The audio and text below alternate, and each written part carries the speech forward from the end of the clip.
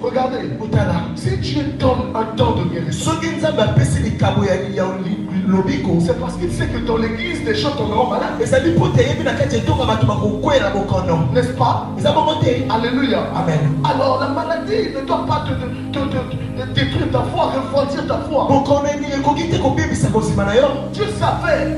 Et il a annoncé. Et ceux qui nous ont précédés, ceux qui ont commencé avec l'évangile, les prémices bien-aimés, alléluia, amen, ont vécu aussi ces choses.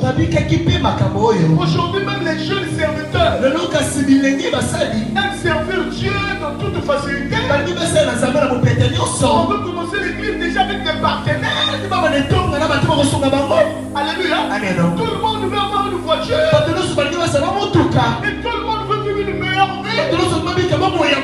On ne jeune plus. On ne va plus en retrait. Il est devenu facile. Alléluia. Amen. C'est comme ça aussi le fait d'étrangers rentrer dans l'église. Parce que celui qui ne se consacre pas à Dieu aura des difficultés de manifester sa puissance. Et c'est comme ça. Ils ont vu que le moyen que Dieu a donné est difficile. Ils ont choisi le chemin le plus facile.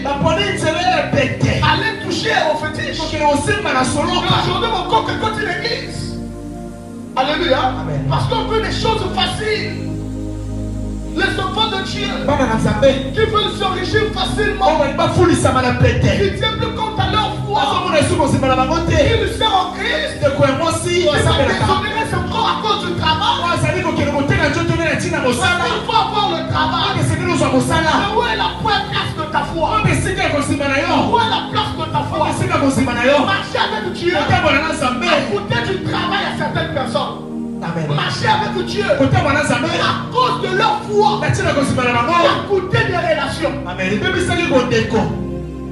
Parce que la volonté de Dieu est primordiale. Et ce qui est important dans la vie de l'homme. L'homme se bat pour accomplir la volonté de Dieu. Et tous ceux qui ne rentrent pas dans la volonté de Dieu doivent avoir le courage de refuter cela, même si cela est important en ce qui concerne la chair. Je veux m'aider, c'est bien. À quel prix?